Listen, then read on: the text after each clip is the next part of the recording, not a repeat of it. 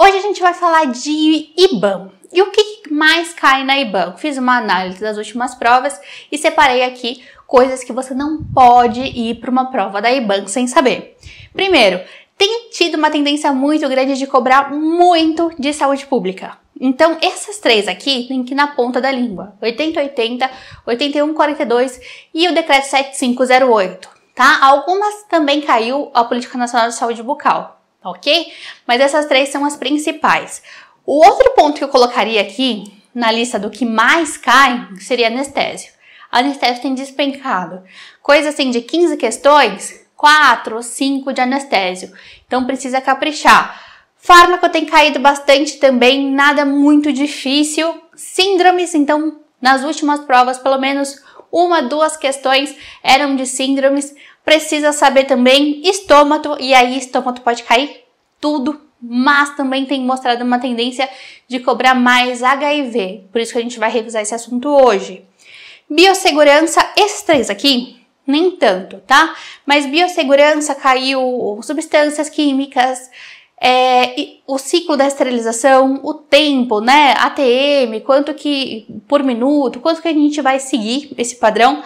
E a gente tem alguns tipos de prova. Umas cai muito de anatomia, outras não cai uma questão. Então, por isso que eu coloquei asterisco aqui.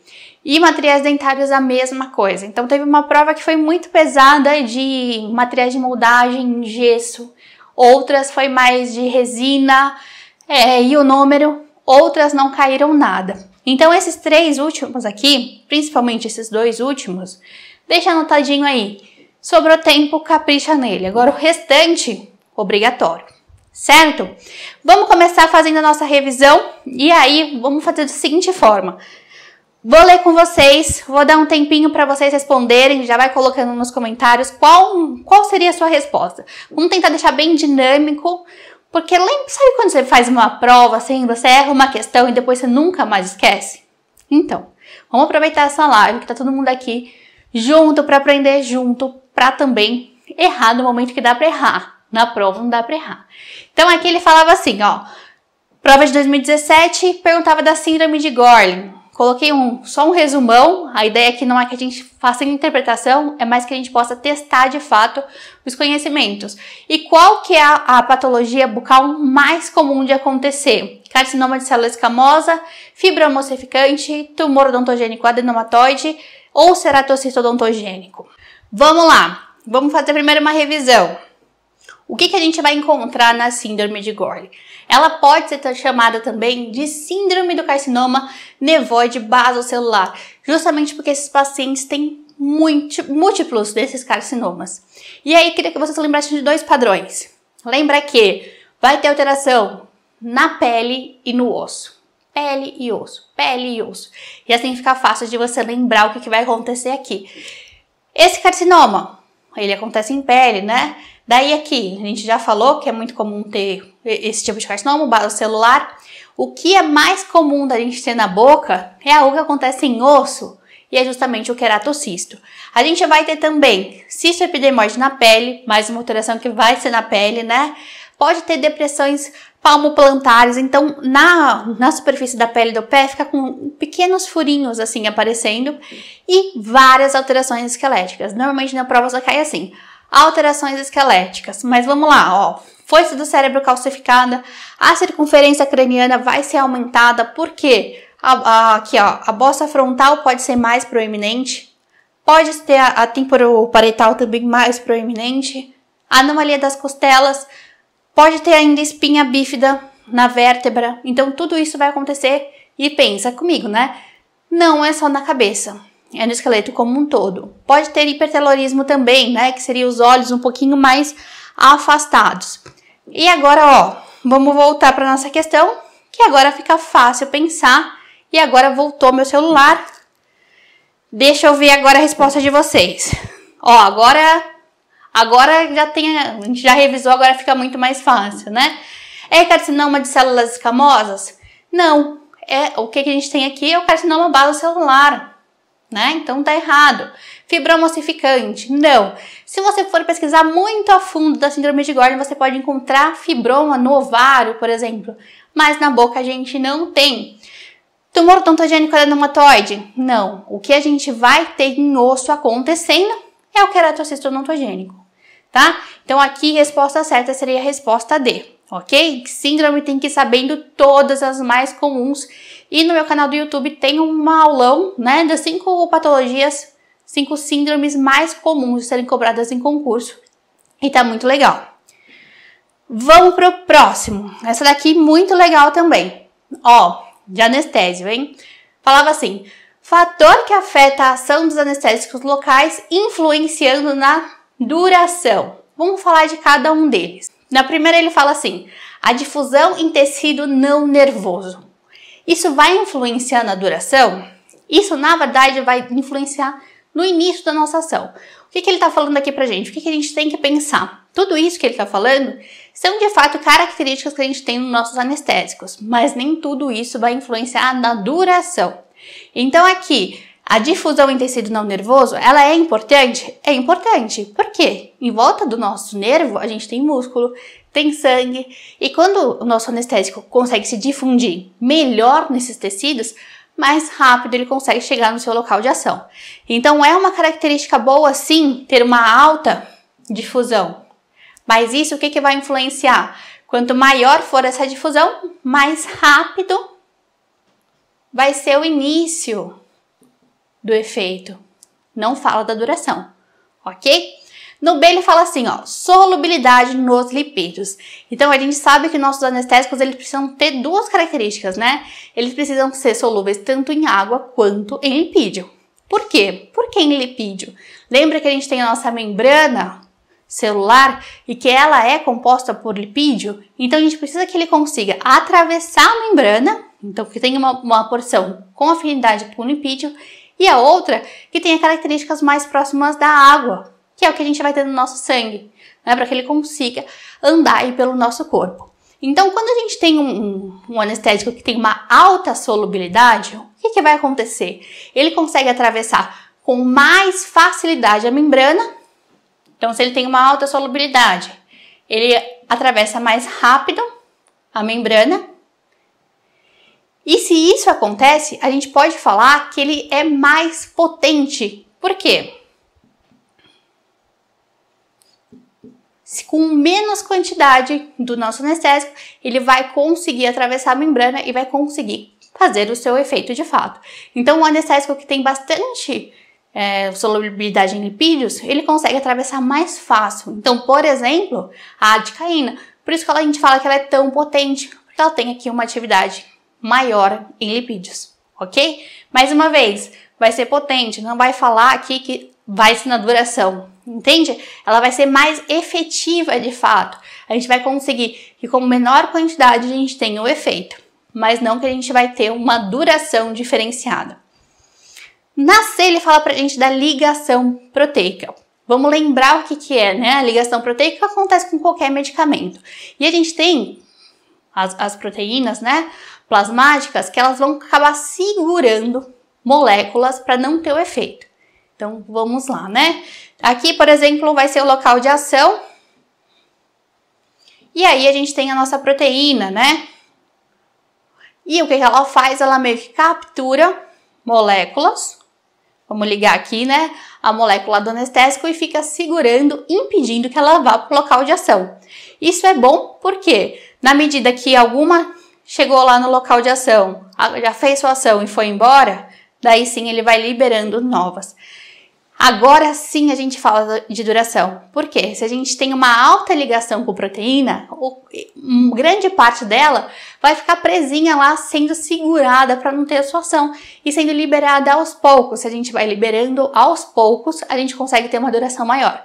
Porque se a gente tivesse todas essas moléculas de anestésico indo todas de uma vez, a gente teria o efeito bem rápido e passando rápido também.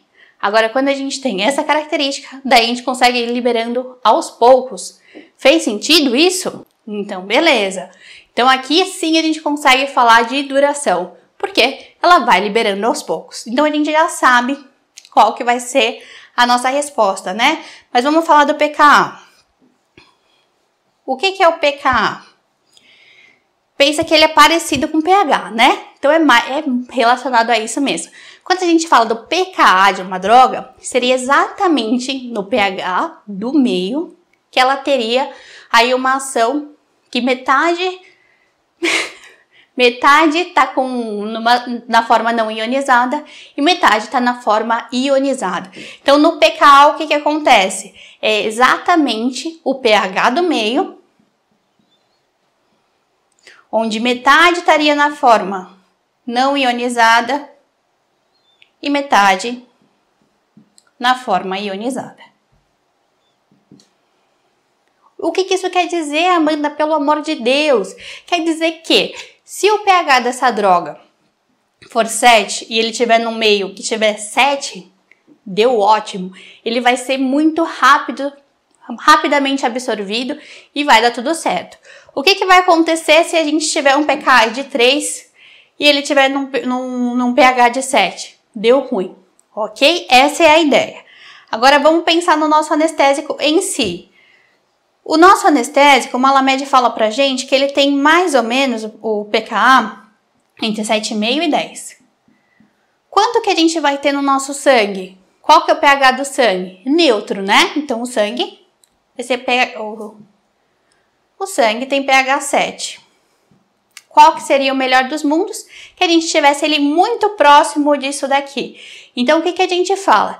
Que quando esse pH tá baixo, mas pensa comigo, baixo dentro desse intervalo.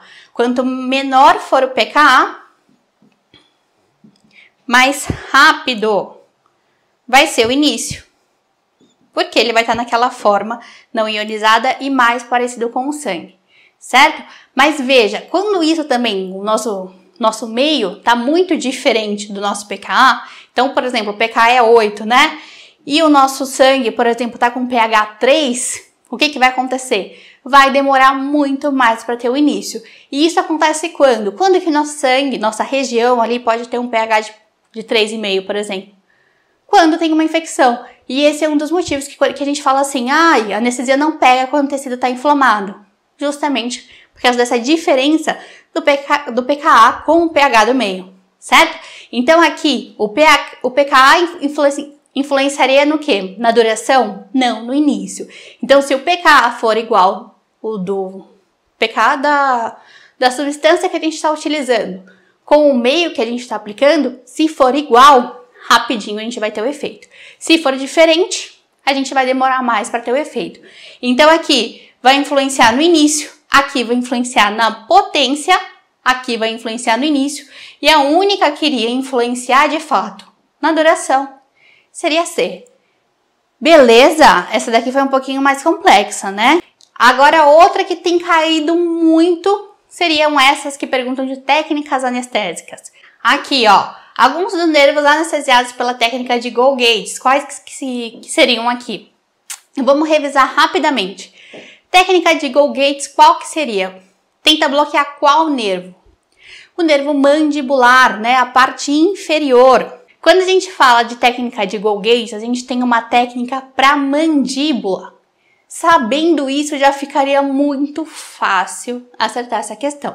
Mas eu quero levar vocês ainda para mais distante, para que a gente consiga entender mesmo questões que fossem mais difíceis do que isso, né? Vamos entender o que é a técnica de Golgi. É a técnica que a gente vai bloquear quase todo o nervo mandibular. Quase toda a ramificação que vem no ramo do trigêmeo mandibular. E aí, tem um macete para vocês conseguirem lembrar.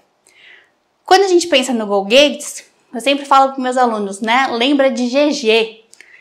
GG, grande, né? Aí vocês vão lembrar que vai inervar. É a técnica que vai inervar a maior quantidade de nervos aqui, quando a gente pensa na mandíbula. Então, lembra aqui, ó, de GG. E aí, o mnemônico, sabe? Quando a gente pega as primeiras letras e faz uma frase, você pode conseguir lembrar pensando na frasezinha lambami, que aí você vai ter todas eles juntinhos. Então a gente vai ter o lingual, alveolar inferior, mentual, bucal, auriculotemporal, miloioide e o incisivo. E quando a gente tem uma técnica do alveolar inferior, a gente consegue tudo isso? Não. E aí você pode lembrar de A1000. Sabe o plano de saúde? A1000. Que aí a gente vai ter alveolar inferior, mental, incisivo e lingual. E lembra uma outra também, que a IBAN tem perguntado bastante, que é a vasirânia equinose. Lembra para quando que a gente vai conseguir indicar essa técnica? Também é para nervo mandibular, mas a gente vai usar ela quando o nosso paciente não consegue abrir a boca. Isso que você precisa lembrar, porque a gente vai acabar anestesiando o nervo mandibular com a boca cerrada, tá? Então a gente afasta aqui e consegue atingir a parte medial ali do nosso ramo, mais ou menos na altura de segundo molar superior ali, né? Na distal desse dente, a gente consegue atingir o nervo no momento que ele desce ali. Ramificou do trigêmeo e ele começa a descer. Então aqui a gente consegue pegar um pouquinho a mais do que a gente tem no alveolar inferior, certo? E aí a gente tem o A1000M, porque ele pega o miloioide também. Então lembra, lambami, A1000 e A1000M, tá? Então agora vamos voltar lá. Agora fica muito fácil. Mentoniano vai entrar? Vai entrar. Bucal vai entrar? Vai. Infraorbitário? Não, pelo amor de Jesus Cristo. Esse daqui é o quê? É ramificação do maxilar. Não tem como. Lingual, alveolar inferior e facial. Facial nem é uma ramificação. Ele é um nervo sozinho, né? Não teria como. Alveolar inferior, lingual, auriculotemporal. Vocês acertaram. Infraorbitário, não, ramificação do maxilar. Alveolar superior, ramificação do maxilar. Alveolar superior médio, também ramificação do maxilar. Não teria como. Facinho essa, sabendo que era uma técnica de mandibular, certo? Aqui, nessa daqui, agora vamos falar de fármaco, né? Nessa daqui ele falava assim, anti-inflamatório com intervalo de uso de 24 horas. Vamos revisar rapidinho com uma tabela maravilhosa. Recomendo até que vocês tirem um printzinho, porque essa daqui é retirada do Andrade e tem o resumo exatamente da dose que a gente costuma usar e o intervalo também. Aqui ele fala na primeira, diclofenaco 50. Geralmente a gente usa de 8 a 12. Não poderia ser. Ibuprofeno, mesma coisa. 8 a 12. O piroxicam. Aqui a gente tem uma dica, né? Tudo que for oxicam, o intervalo é 24 horas. Uma das principais vantagens da gente usar esse grupo é justamente a meia-vida longa que a gente vai ter. Então, piroxicam, tenoxicam, meloxicam, ó, tudo 24 horas, tá? E aqui, e o cetoprofeno? O grupo dos fenos, eles também têm uma duração um pouquinho maior, mas a gente tem que tomar cuidado, né, com a dose que ele vai recomendar. Quando a gente fala de 150, daí, cadê ele? Aqui, ó. Quando a gente fala de 150, aí sim a gente pode usar a cada 24 horas. Quando a gente fala do naproxeno, por exemplo, 550, a gente pode usar a cada 24 horas também. Mas aqui ele falou o quê? 50. Se a gente usar 50 miligramas, daí seria a cada 8, de 8 em 8 horas. E aí não poderia usar, certo? Então os fenos também, eles conseguem ter uma meia-vida mais longa, né? Mas tem que tomar sempre cuidado com a dose. Então aqui vocês acertaram, resposta C, muito bem. Nessa daqui, ó, perguntava de HIV e isso daqui é importante, lembra que eu falei pra vocês? 3 últimas provas caíram questão de HIV. Ele fala assim, lesão fortemente associada ao HIV. Qual que seria a resposta? Vamos lá, essa tá boa. Quando tem divergência é bom. Vamos primeiro revisar quais são as lesões fortemente associadas com o HIV. Ó, a gente tem a candidíase, tem a leucoplasia pilosa, tem o sarcoma de Kaposi, linfoma não Hodgkin e doença periodontal. Mas qual foi a pegadinha que ele colocou aqui pra gente? A descrição. Vamos lá. Candidíase eritematosa. Vai aparecer pra gente como uma pseudomembrana esbranquiçada facilmente removível? Não! Essa era a pegadinha. Essa descrição poderia aparecer, essa patologia também poderia aparecer as duas, mas não estão falando da mesma coisa, tá? Então aqui, se fosse essa descrição, a gente teria a pseudomembranosa. A candidíase eritematosa pode aparecer? Pode, mas a gente não vai ver com essa característica. Eritematosa é vermelhinho, né? Então não poderia ser. Sarcoma de Kaposi é uma lesão fortemente associada? É uma lesão fortemente associada. Então vamos ver se a descrição está certa. Lesões vermelhas ou violáceas com predileção na mucosa da bochecha. Aqui. O sarcoma de Kaposi, ele vai aparecer de fato com essa aparência vermelha ou até vinho, né? Roxinho. Mas qual que é a predileção? Qualquer local pode acontecer, pele ou mucosa, mas onde acontece mais? Não é na bochecha. Palato, gengiva e língua. Foi nisso daí que ele pegou vocês acreditam? Então aqui, ó, palato, gengiva e língua. Por causa disso. C, infecção viral pelo herpes simples. Não, o vírus da herpes a herpes simples como um todo, pode aparecer no paciente HIV, mas ele vai aparecer naquela outra tabela, na tabela do comumente visto. Simples. Não como a fortemente associada. E a leucoplasia pilosa? A leucoplasia pilosa tá aqui, né? Ó. Pode ser. E a descrição?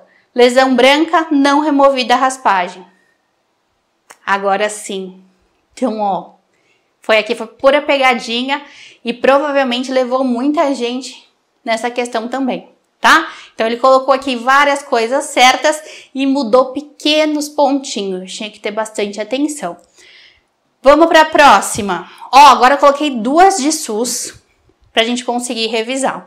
Vamos lá. Essa daqui ele perguntava assim, ó. Não é um princípio segundo a Constituição. Universalidade de acesso, igualdade da assistência, utilização das ações de vigilância sanitária para estabelecer prioridades ou participação social. Primeiro quero revisar com vocês um ponto muito importante. Quando a gente fala de princípios e diretrizes, a gente tem aquele padrão que a gente vê, né? A divisão de princípios e diretrizes. Vamos pensar nisso, depois eu vou levar vocês para a Constituição. Quando a gente pensa nos princípios e diretrizes do SUS, a gente tem algo que é bem consagrado, né? Mas que não tem nenhuma lei que fala exatamente essa divisão. Mas o que a gente pensa, né? Sempre que a gente fala de princípio, é mais ou menos como que a gente pensa, quais são características de fato. Quando a gente fala de diretrizes, eles vão aparecer pra gente como caminho, né? Então pensa assim, princípios, que nem quando a gente fala assim, eu gosto dos princípios daquela pessoa, de como que ela pensa, né? De como que ela age. Agora, quando a gente fala de diretriz, quando eu falo assim pra você, eu vou te passar as diretrizes. Ou seja, é o caminho, né? Como você vai fazer aquilo. E é justamente assim que a gente vai dividir também as características. E isso tem caído muito na prova da IBAN, tá? E é aqui, quando a gente pensar nos princípios, a gente pode usar esse macete de como que ele pensa, né? As características de como ele vai pensar. E sempre que a gente pensa em características, né? Da amizade, sei lá, tudo isso que a gente vai falando, lealdade, ele acaba terminando com esse término aqui, né? E aí é uma grande dica pra gente utilizar. Mas não use só isso, porque às vezes pode aparecer como universalização e pode confundir, tá? Mas aqui, quando a gente pensa na universalidade, todo mundo vai ter acesso. Equidade, a gente vai dar mais para quem precisa de mais. Veja, são formas de pensar, né? Integralidade, a gente vai ter vários níveis aí de atenção e a gente vai tratar esse indivíduo num todo, considerando tudo isso. E as diretrizes agora é como a gente vai agir. Como que a gente vai entregar tudo isso? Quando a gente fala de descentralização, antes a gente tem que pensar que as tomadas de decisões eram feitas só pelo Ministério, né? Agora, Ministério da Saúde. Agora a gente tem as ramificações e foi dando mais poder para quem? O município. Eu sempre gosto de brincar. Se eu falo para você, vou te dar R$1.000 para você comprar em roupa. Daí, quem que você escolheria? Mas não pode ser você. para comprar essa roupa para você. Você pode pedir para sua mãe comprar para você ou uma pessoa que vai usar as características das pessoas próximas de você. Por exemplo, vai pegar os dados, né? Uma pessoa de 30 anos, sexo feminino, e aí ele vai pensar, geralmente eles se vestem assim, vão entregar assim. Chances são de quem está mais próximo de você, de quem conhece você, compre algo muito mais parecido com o que você realmente usa, né? E essa é a ideia. Quando a gente coloca o município para tomar decisão, ele está muito mais próximo do indivíduo do que a gente tem o Ministério da Saúde, certo? Então a tomada de decisão fica muito mais assertiva. É justamente essa ideia. A gente agora divide o poder. Então cada direção, cada nível, cada esfera vai ter uma direção. Então a gente tem o município, o estado e o ministério. E aí tem a hierarquização, que vai falar pra gente que a gente tem níveis. Então níveis de atenção, de pensar que a gente vai ter o mais complexo e o mais básico, a gente vai referenciando, e esses serviços podem ser divididos dentro de uma região. E a gente tem a participação social, que vai ser dada por meio do conselho e conferência. A população tem voz. E algo que é bacana a gente lembrar é que sempre que a gente pensar em diretriz, a maioria deles terminam em ação. E aí fica bem fácil. Porém, contudo, vamos voltar rapidinho para nossa questão. Aqui, se você olhar, ele mistura o que é princípio com o que é diretriz. E esse é um grande cuidado que a gente tem que tomar. Na Constituição, ele não separa o que é princípio e o que é diretriz. Vai ser tudo uma coisa só, e ele coloca esses três e ponto final. E uma lição de casa que eu queria que vocês fizessem é pegar o 80-80 também. Pega o 80-80 e vai ver lá. Ele também não separa o que é diretriz e o que é princípio, certo? E aí, quando ele pergunta assim, o que é um princípio ou uma diretriz de acordo com a Constituição, é isso e pronto, acabou.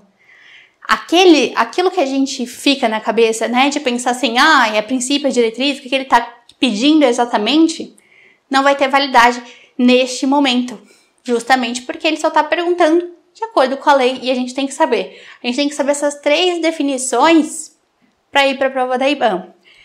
Tanto o que é consagrado como direito, o direito nada, o que é diretriz e o que é princípio. A gente tem que saber diferenciar isso. Tem que saber o que ele é de acordo com a Constituição e o que vai ser de acordo com a Lei 8080, que vai mudar, ok? Se você for do MOP, é na aula 64, se eu não me engano, a gente faz toda essa distinção. Mas isso é bem facinho, então se você pegar a lei, você vai conseguir diferenciar. E aqui ele vai falar pra gente descentralização, atendimento integral e a participação da comunidade. Vocês acertaram, a resposta C não. A resposta C, na verdade, vai ser uma ação. É uma ação, né? A utilização das ações da vigilância sanitária para estabelecer prioridades é uma ação, é uma função, na verdade. Ok?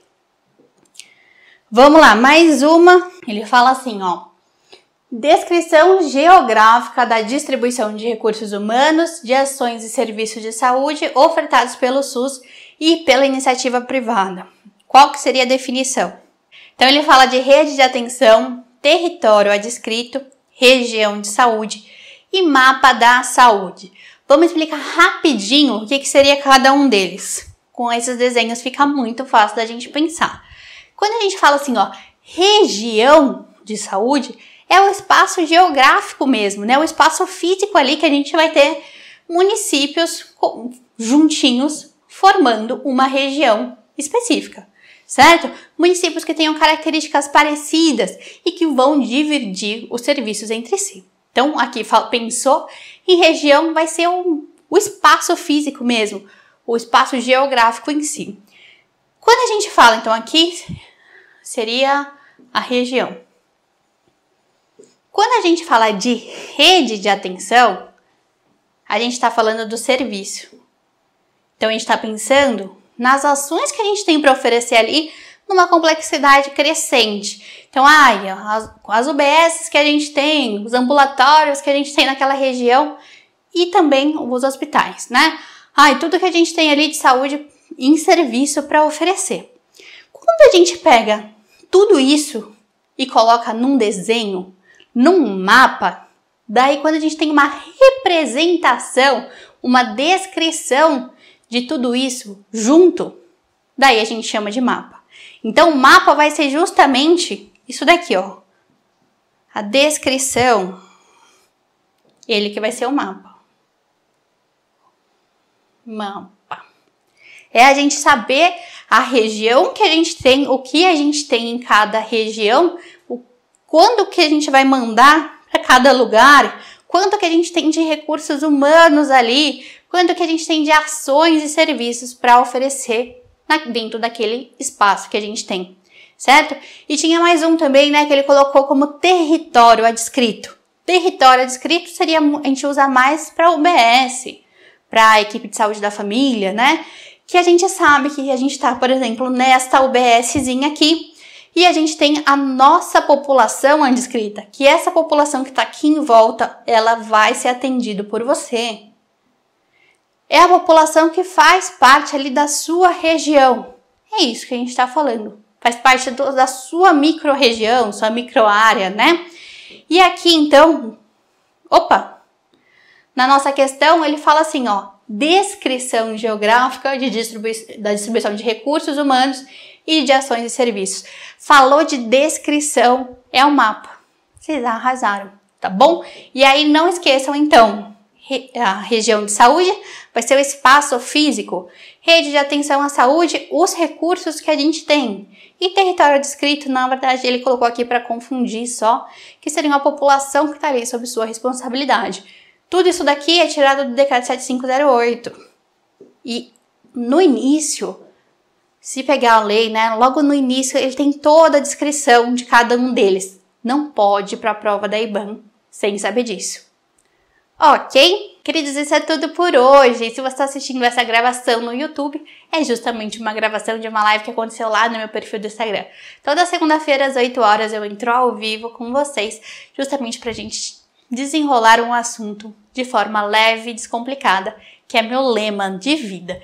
E hoje a gente teve uma resolução, mas a gente intercala lá entre resolução e aulões completos. Você não pode perder. E se quer ter mais aulas como essa, preciso te oferecer também o meu curso, o Método Ontopódio, que tem aulas completas e tem também resoluções, mais ou menos seguindo o modelo que eu segui aqui. A gente faz uma super análise da banca e depois resolve todas as questões de determinada prova. E lá a gente tem mais de 80 resoluções de bancas diferentes. Se quiser saber mais, tem o meu link aqui embaixo.